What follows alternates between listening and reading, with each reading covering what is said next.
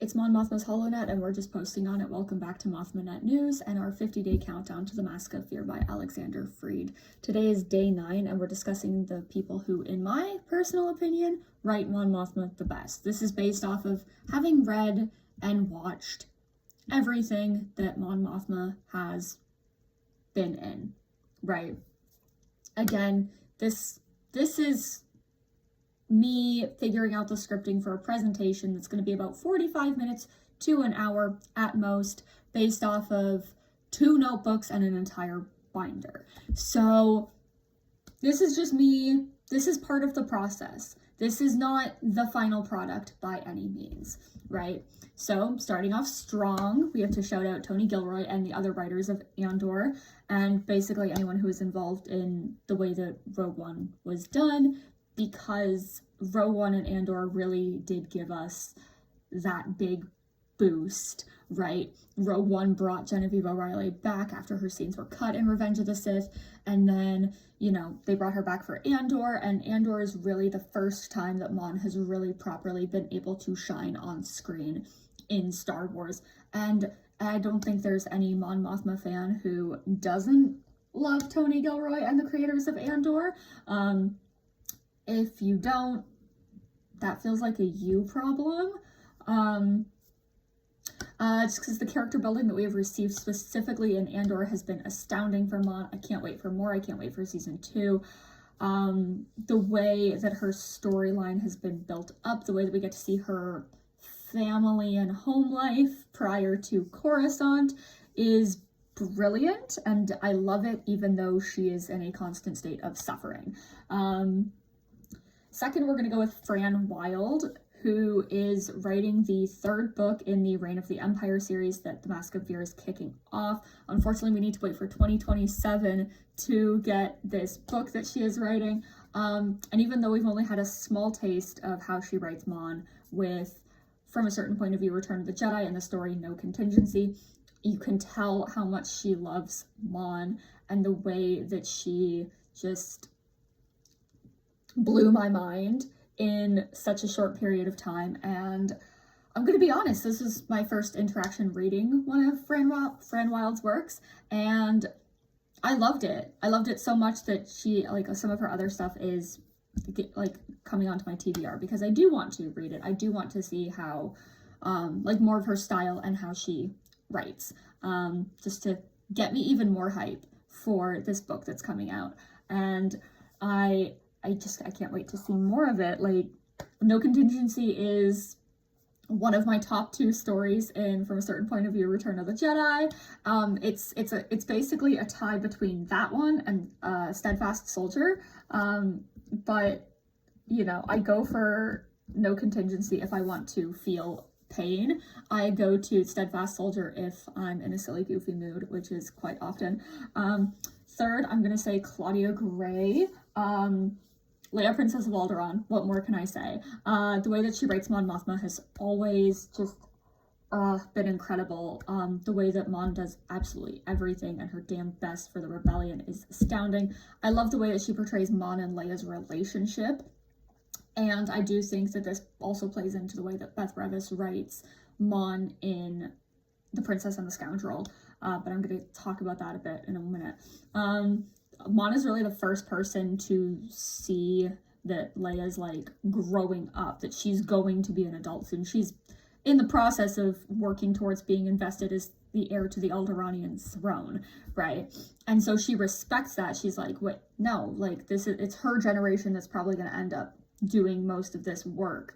We should be supporting Leia. We should be, you know, still looking out for her, still making sure that she's doing this in the safe way that will not get her hurt or, you know, disrupt what we are trying to do as the people with more power in this situation. But it's very much like a respect for the fact that Leia is essentially grown up now, right? She's 16, she's still young, but at the same time, Mon is looking at this from the perspective of somebody who was a proper senator at Leia's age. She's like, you know, she is doing good work here. We should respect that. And I think that the way that Leia looks up to Mon and appreciates her leadership skills also really helps Leia grow into the leader that she ultimately becomes. yeah, and just Claudia knows how I feel about how she writes Mon. I have gushed to her about it at two separate conventions. She knows how much I love this book and the way that it means so much to me. Aftermath haters DNI because the next person on this list is Chuck Wendig. I love the way that he writes Mon in these books. She's so ready for the war to be over, as she should be. She's Chancellor and she's ready to bring peace to the galaxy, and nothing is going to stop her. She is going to keep fighting. Like, yes, the big hurdle of the Emperor being dead has, like, they've crossed that. There's people in the Empire who don't believe that the Emperor is dead, but that big barrier has been crossed. And the way that Chuck Wendig writes her with her faults, her pain, her experiences, and we can see how much the war has changed her. She's not going to let it affect her negatively. It's only going to make her fight harder, right? I think that specifically the Galactic Civil War made Mon a slightly harsher person, but not in a bad way. I think that it really helped her come into her own and know that she has the power in her to fight, right? And it may not be, getting out there with a blaster or hopping into a starship, like a starfighter, and, shooting at the enemy, but she knows how she can fight. And she's just gonna make the galaxy as strong as she can. She's gonna try and help as many people benefit as possible. I think that some of my favorite bits are people that are just getting to know Mon, going through that process of getting to know her. And I think Sinji Raphaelis is a prime example of this, because I adore the relationship that the two of them have, specifically in Empire's End. And I think that he sees her for who she is, for better or for worse. Like, I feel like if he saw Mon punch somebody in the face, he'd be like, okay, that person deserved it.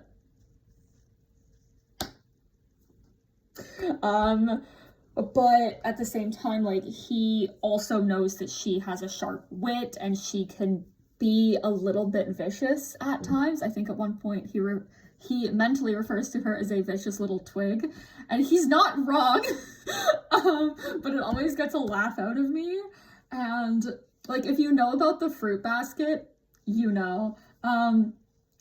sees through her and can get down to the not so pleasant aspects of who she is, and he respects that about her, and he's going to help her achieve her goals in ways that she wouldn't be able to do herself, because he has the experience and the know-how, and he can actually do the things that, for optics reasons, she can't do, right?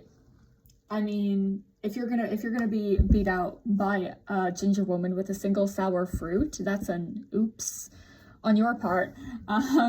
Beth Revis is the next writer we're going to talk about, and her portrayal of Mon Mothma in The Princess and the Scoundrel. I mentioned it previously in Leia, Princess of Alderaan, because Beth Revis did make references to Leia, Princess of Alderaan and the Obi-Wan Kenobi series in the writing of this novel. Mon did not appear in the Obi-Wan Kenobi series, so we're going to not touch that one for now. Mon, obviously, throughout this text, shows that she cares about Leia, wants to make sure that she gets what she needs, what she deserves, and all of that stuff. Mon is not playing around. She's like, look, you've been through so freaking much. You are going to have a wedding. You are going to have a honeymoon, and I know you're going to find a way to work, but you're going to do those two things. And nothing, I'm not standing down here, right? She pays for Han and Leia's honeymoon, like as her wedding gift to the two of them. And she's going to make sure that her friend, the young woman that she watched grow up, the young woman that she mentored, takes this time for herself. Even though Mon definitely would not do that. I think she's trying to make sure that Leia has a healthier work-life balance than she does. It's not working, though. Both of them are very much workaholics, and that comes through in this novel a lot. And I think that Mon seeming so maternal towards Leia in this particular novel makes me really sad when I think about Andor, and specifically Andor season 2 and what Lita is going to have to go through in the context of this show, knowing that she's probably maybe going to end up married off, and while Lita at the age of like 14 thinks that this is like a good idea, probably because she has been participating in more traditional aspects of Chandrilan culture, it's probably like I don't know how this is going to go for her, and like Mon's not happy about this idea, and that's probably one of the reasons that Lita is going for it so much, is because she has that kind of like cats and dogs situation with her mother. They don't get along very well. I think even though Princess and the Scoundrel came out before Andor season 1, that this is Mon trying to sort of redeem herself and feel differently about marriage than she does where we see her in Andor, right? She wants Leia, I think, to have the type of marriage that Bail and Brea had, rather than the type of marriage that Lita's probably going to have, which is likely going to be similar to the marriage that she has with Perrin. That hurts. It hurts me. It hurts me every single day. Every time I think about Lita or see her, my heart breaks a little bit for her, because I grew up in a more conservative area. I thought I was a conservative when I was like 13 or 14. I was wrong. I'm very much on the opposite side of that. And just knowing that if the things that I thought at 13 and 14 were going to be my entire life, I could not live with that. Like, I'm such a different person. I didn't even think I would get to this point. But, you know, I just think that Lita is actually a very tragic character, and a lot of people just don't like her because of reasons. Maybe it's because they see a little bit too much of them, like their past selves in her. I don't know. But my heart breaks for Lita, and my heart breaks for Mon, and also because I don't think Perrin wants his daughter to be unhappy. My heart kind of breaks for him too, even though I don't like him at all. The last person we're going to talk about on this list is the one and only Alexander Freed, the writer of The Mask of Fear that we're doing this whole countdown for. He wrote the Rogue One novelization. He wrote Contingency Plan in the First From a Certain Point of View anthology. And he even wrote a little bit of Mon Mothma in the Alphabet Squadron trilogy. And I just adore every single time Alexander Freed is connected to a story that involves Mon. I know he's going to cook. The way that he was able to take the Rogue One novelization and build pieces of Mon Mothma's backstory into it, that having read The Mask of Fear, I can see some of the things that he did beforehand in this text. And then Contingency Plan, I love that story. It gives me anxiety because I'm just thinking about the way that Mon is thinking about the rebellion in that short story breaks my heart. Because she wants it to succeed, but this is like right as they're about to go and attack the Death Star, and she's like, we're cooked, like we're done, there's nothing, right? And so she's trying her best in these moments to make sure that she has a way to try to protect the people around her, to try and protect the rest of the rebellion, even at the expense of her own life and her own freedom. And just a remarkable woman all around. I love her, and I think that Alexander Freed is a gem, and we are lucky to have him in the Star Wars fandom. Yeah, so that is my list of the people who I think write Mon Mothma the best. And so tomorrow we will be starting, I think it's probably going to last a couple of weeks, the stories that I think do the most for Mon Mothma's characterization. So I'll be days 10 through probably 25 if I'm looking at the list correctly. Yeah, so we will see you here to kick that off tomorrow.